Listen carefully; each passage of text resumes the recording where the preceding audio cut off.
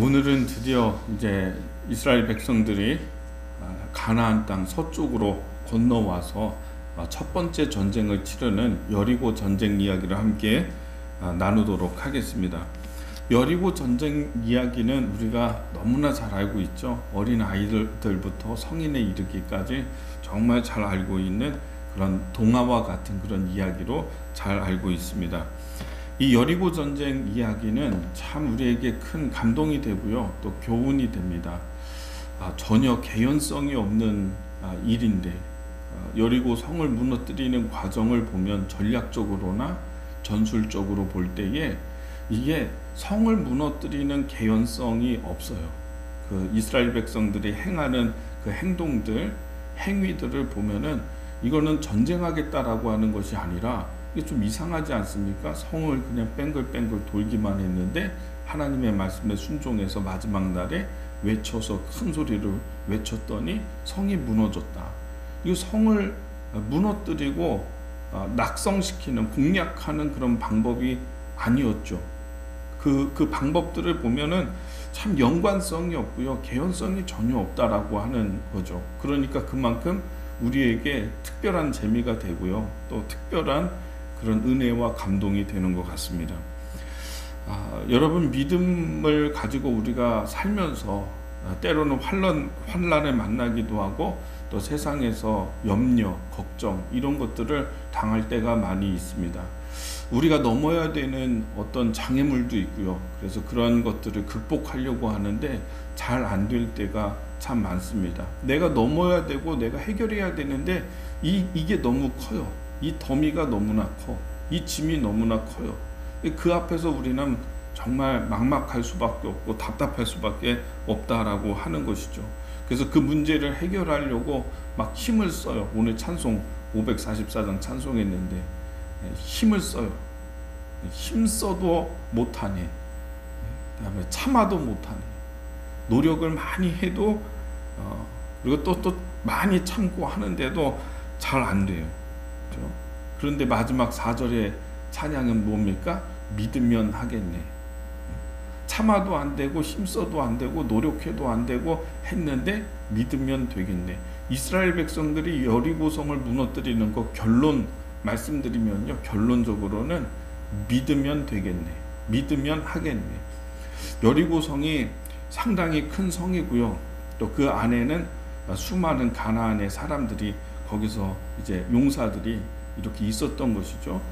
문제는 성벽이 너무나 크다는 것이었죠.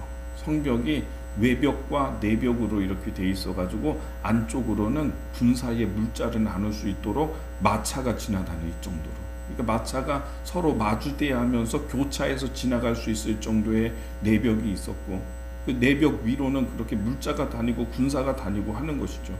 그리고 외벽은 또 그 두께가 만만치 않게 높게 그렇게 세워져 있었던 것입니다. 이러한 성을 이걸 공략하려고 한다고 한다면 굉장히 좀 어려운 그런 싸움이죠. 그래서 여호수아도 이 여리고 전쟁을 앞두고서 이렇게 5장 마지막에 어제 나누었던 말씀, 걱정되고 인간적으로 저걸 어떤 전술을 통해서 저 성을 공략할 수 있을까, 이렇게 고민이 돼서 나와 봤다가 성을 보다가 하나님의 칼을 빼든 그런 천사, 군대 장관을 만나게 됐잖아요. 그런 정도로 사람의 방법으로는 참 어렵다라고 하는 것입니다. 힘써도 안 되고 애써도 안 되고 눈물을 많이 흘렸는데도 안 되고, 그러나 믿으면 되겠네. 그것은, 믿음이라고 하는 것은 무엇이냐면 하나님의 말씀을 믿는 거예요. 지금 하나님이 전혀 개연성이 없는 그런 방법을 말씀하시거든요. 여리고성을 공략하려고 한다면 화살을 많이 준비해라. 아니면 뭐 그 성에다가 막 불을 붙여가지고 던질 수 있는 뭔가를 준비해라. 이런 매복 작전을 쓴다든가 뭐 여러 가지 전술을 생각을 해야 되지 않겠습니까? 그러나 이게 전술하고는 전혀 상관없는 방법을 하나님이 말씀하시거든요. 근데 그 하나님의 말씀이 진리다. 하나님의 말씀이 방법이다. 해답은 하나님의 말씀에 있다. 그리고 하나님의 말씀을 믿고 전적으로 순종하는 것, 이것이 믿음이 좋다라고 얘기하는 것입니다. 하나님이 우리에게 보시는 것은 뭐냐면 정말 내가 하나님의 말씀을 믿느냐, 그 말씀을 믿고 있는가, 이것을 하나님은 우리에게 보고 계시다라고 하는 것이죠. 이 순서를 보면은 그렇습니다. 1절부터 지금 그 내용이 쭉 나오는데요. 정리하면 이런 거예요. 이제 성을 공략할 때 누가 제일 먼저 나가냐면 그 앞에 맨 앞에는 군사들, 일부의 호위대 같은 칼창 군사들이 지나가고요. 그리고 그 뒤에 양각 나팔 든 제사장 7이 섭니다. 7명이 양각 나팔 들고 서고, 그 뒤에 하나님의 법궤, 언약궤를 맨 제사장들이 서고, 그러니까 언약궤를 이렇게 맨 채로 제사장들이 메고 서고, 그 뒤에 군사가 또 있고요. 군사 일부가 있고, 그 뒤에 이제 백성들이 쭉 따르는 거예요. 백성들이. 그러니까 언약궤가 출발을 하면은 백성들이 일어나서 그 뒤를 따라오는 거죠. 따라죠. 그렇게 와가지고 하루에 한 바퀴씩 도는 거죠. 조용히. 근데 여기에서 중요한 게 아무 얘기도 하지 않고 조용히 하루에 한 바퀴 돌고 다시 진영으로 돌아오는 것입니다. 둘째 날에도 아무것도 하지 않고 한 바퀴 돌고서 그냥 돌아오는 것이죠. 이렇게 해서 엿새 동안, 6일째 동안에는 한 바퀴씩 돌고 7일째 날에는 7번을 돌아요. 7번 돌고, 그리고 양각 나팔을 든 제사장들이 뿌 하고 나팔을 불면은 백성들이 다 같이 함성을 치는 것입니다. 뭐 내용은 모르죠. 뭐 여리고 성아 무너져라, 뭐 이렇게 한다든가 해서 함성을 쳐요. 그러면은 무너져 내리리라, 이렇게. 근데 하나님 하신 말씀이 그 말씀이에요. 여리고 성을 무너뜨리는 방법이 이런 방법이에요. 돌을 막 던져라, 이런 게 아니라, 화살을 많이 쏴라, 이런 게 아니라, 막 성문을 뭐 공격하라, 이런 얘기가 아니라 전혀 개연성 없는 그런 이야기로 지금 하나님께서 말씀하시는데도 불구하고 백성들은 그 말씀을 그대로 믿고 거기 있는 사람들이 전적으로 다 순종했다라고 하는 것입니다. 백성이 이게 숫자가 상당하거든요. 수요가 상당한데 이 사람들이 참 침묵하면서 말하지 않으면서 그대로 따라했다라고 하는 게, 하나님 말씀에 그대로 따랐다라고 하는 게 참 저는 대단한 것 같아요. 야, 그 몇만 명, 뭐 몇십만 명 되는 사람들 가운데 그래도 뭐 좀 소리 지르고 싶고 한 사람이 있지 않았을까요? 그러나 아무 소리도 내지 말라. 하나님께서 하시는 말. 아무도 말하지 마라. 나팔을 든 사람들은요, 양각 나팔 든 제사장들은 뭐예요? 거기 두 번째 대열로 이렇게 가거든요. 그 사람들은 뭐 나팔은 불라고 있는 건데 6째 날 동안에는 나팔 안 불거든요. 7째 날에 7번 다 돈 다음에 마지막에 한 번 부는 거예요. 근데 이 말씀하신 대로 그냥 그대로 이스라엘 백성 전체가, 그 중에 한두 사람은 좀 막 그냥 막 잠깐 옆에 있는 친구에게 뭐 얘기할 수도 있고 그럴 거 아니겠어요? 그러나 전적으로 다 순종한 거예요. 하나님의 말씀대로. 우리가 하나님의 말씀을 믿는다는 게 믿음이에요. 때로는 하나님은 개연성이 없는 이야기 할 때가 참 많이 있습니다. 믿음이라고 하는 것이 그렇습니다. 인간의 방법과 세상의 일반적인 방법이 아닌, 그러니까 우리가 우리의 문제는 뭐 어떤 나에게 도움이 되는 조력가가 나타나야 된다든가, 법의 어떤 문제를 풀어야 된다든가 라고 하는 세상에서 풀어야 하는 것처럼 보이지만은 사실은 그것이 하나님과에서 관계에서 풀려야지만 되는 일들이 많이 있어요. 이것도 보면은 전혀 상관이 없는 건데, 근데 그대로 순종을 했더니 여리고성이 무너져 내리지 않습니까? 이 개연성이 없고 이게 좀 상관이 없는 그러한 방법들, 이런 게 성경에는 너무 많이 나온다라고 하는 것입니다.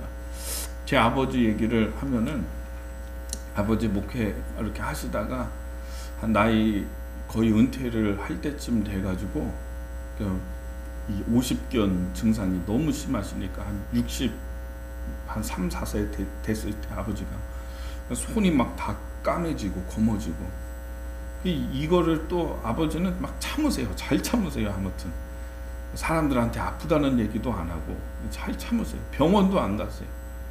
이게 증상을 보니까는 50견 증상이죠. 손을 못 올리고 손이 막 검게 막 다 되고. 근데 그거를 당신 스스로 고치겠다고 그냥 한 6개월 동안은 두드렸대요.